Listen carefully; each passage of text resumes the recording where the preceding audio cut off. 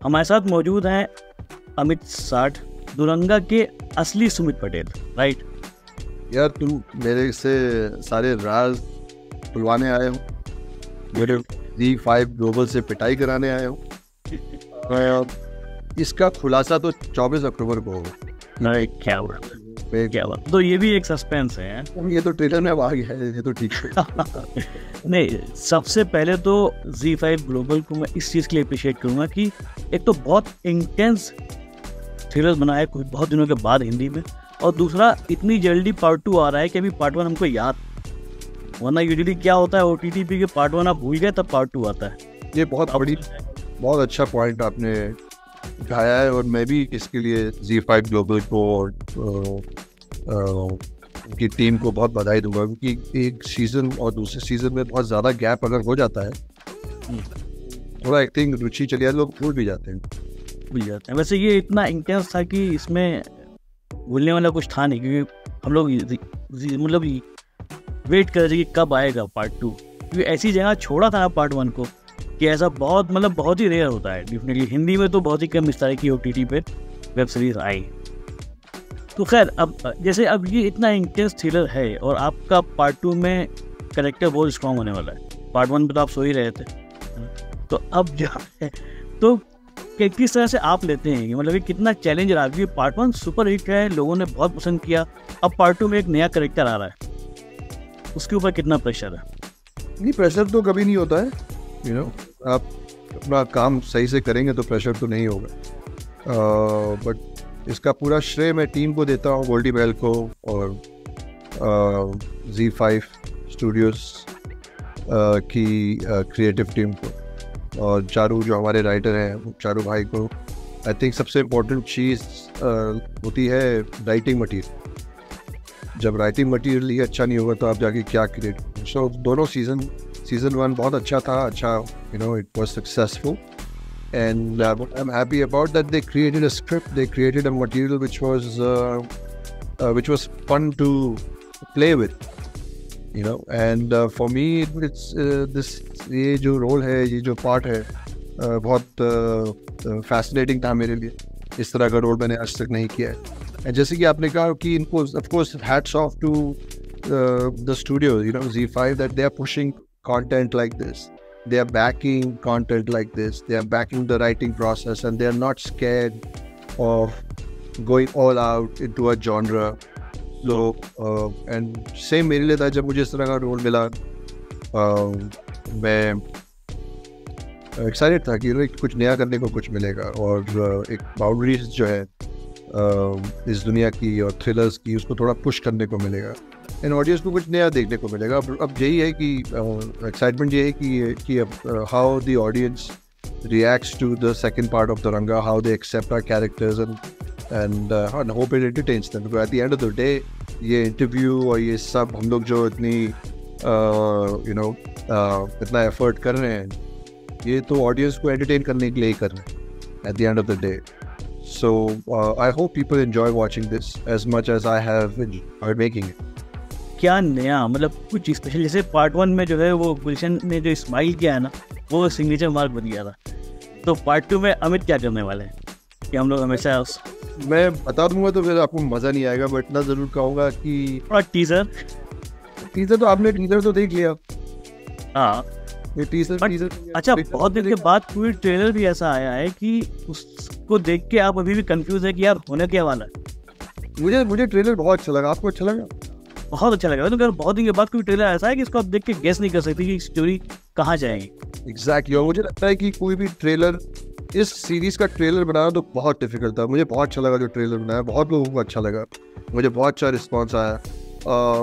मुझे ऐसा लगता है कि थ्रिलर में अगर आपने सब कुछ बता दिया और सब कुछ समझ में आ गया तो वो थ्रिलर नहीं है। They should be an element of confusion, of यार ये किसने किया है, कौन, देयर शुड बी सम मिस्टीरियसनेस। अब वो मिस्टीरियसनेस इत्तेफाक से आ गई है या उसे बोला गया है, वो आप लोग देख के समझ जाएंगे। ग्रेट, इंतजार रहेगा 24 अक्टूबर का, हम 9 बजे। और मेरा जो कैरेक्टर है, अगेन उसके बारे में बहुत बता दूंगा तो सस्पेंस, बट उतना है कि वो कोमा में था, उसकी आइडेंटिटी छीन ली गई, अब उसकी आइडेंटिटी वापस चाहिए। दूसरा ये एक यू नो, और उसका इसका जो कैरेक्टर है, ये इसकी मनस्थिति कैसी है, इसकी शख्सियत कैसी है, ये क्यों है, कैसा है, ये सब सीज़न 2 में आई थिंक रिवील होगा, और वही होना चाहिए।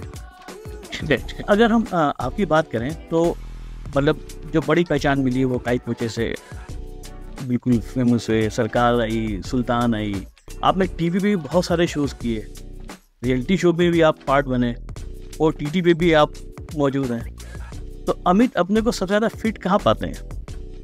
यहाँ से। क्या बात? ये फिट है अगर ये साफ है और दिल में मोहब्बत है, लोगों की इज्जत है, सब फिट है। अभी रिसेंटली 10 अक्टूबर को मेंटल हेल्थ डे गुजरा है और आपके साथ एक एपिसोड हुआ, तो उस पर भी हम बात करेंगे, क्योंकि जब कोई सेलिब्रिटी इस तरह की बात करता है तो लोग उसको सुनते हैं।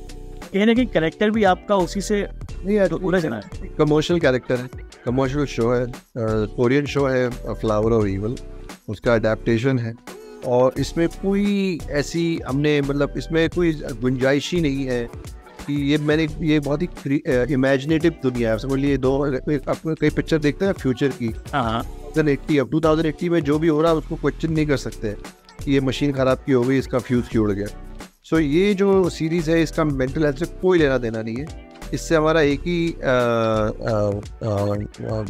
मकसद है कि लोग इसे देखें, और ये जो जॉनरा के इस दुनिया के जो इससे वाकिफ़ है और जिन्हें देख के सब मज़ा आता है, वो डन इट, किसने कैसे हुआ, ये रोमांच थ्रिलर, उनको मज़ा है। और मुझे ऐसा लगता है कि एक बहुत सेल्फिश होगा मेरे लिए कि मैं इसको ज़्यादा अटेंशन देने के लिए या हाईलाइट देने के लिए कि मैं इसको इस्तेमाल करूँगा मेंटल हेल्थ के बारे में। और मुझे ऐसा लगता है बड़े भाई कि मेंटल हेल्थ एक दुनिया का सबसे बड़ा सब्जेक्ट है आज की तारीख, और उसको जो वजूद और जो समय मिलना चाहिए वो बहुत एक ही दृष्टिकोण से मिलना चाहिए, और उसको बाकी चीज़ों के साथ मिक्स करके उसको डाइल्यूट करके आई थिंक उसका जो वज़न है और जो उसके बारे में चर्चा होनी चाहिए वो कम हो जाए। अच्छा, अभी इस साल 2023 में ही आपने बहुत बाइक चलाई। मैं पढ़ा था 2013 से बाइक चला रहा, 2003 से बाइक। अच्छा, क्या बात है। लेकिन इस साल आपने तकरीबन 7,000 किलोमीटर ज़्यादा बाइक चलाई। एक्चुअली 7 का प्लान था, बट आई थिंक 5.5-6 के करीब हुआ। अच्छा, उतना कंप्लीट हुआ। तो मतलब क्या था उसके पीछे, मोटिव क्या था इतनी लंबी रेस करने का? क्या लर्निंग रही उसकी? रेस तो नहीं की, क्योंकि इतना प्यारा देश है, इतना लंबा और दूर देश है कि रेस तो नहीं हो सकती। ये तो का जो लाभ है और जो मकसद था वो पूरा नहीं होता। बट मैं बहुत सालों से बाइकिंग कर रहा हूँ। मेरी टीम ने मुझे ये थोड़ा सजेशन दिया कि ये बार आप अपनी बाइक ट्रिप लोगों से शेयर करें, और फिर हमने मीडिया को ये बात बताई। मीडिया का बहुत बड़ा सहयोग रहा है मेरी लाइफ में, तो मीडिया भी बहुत सपोर्ट किया उन्होंने। Through media and through fans and meeting people हमने ये बाइक ट्रिप दुनिया के साथ शेयर की, और ये पहली बार है मैंने अपनी बाइक ट्रिप को फिल्म भी किया है। एंड हमने एक छोटी सी डॉक्यूमेंट्री बनाई है, मोटरसाइकिलिंग सेव्ड माय लाइफ, जो जब रेडी हो I will share it with the world and share it with my fans. And biking मैं बचपन से कर रहा हूँ, बहुत कुछ सीखने को मिलता है। एडवेंचर स्पोर्ट करना चाहिए, इससे एक रोमांच और डिसिप्लिन और एक एक माइंड का एक एप्टीट्यूड बनता है, एक रेजिलियंस आती है। It kind of defines you. So I'm actually already planning my next trip.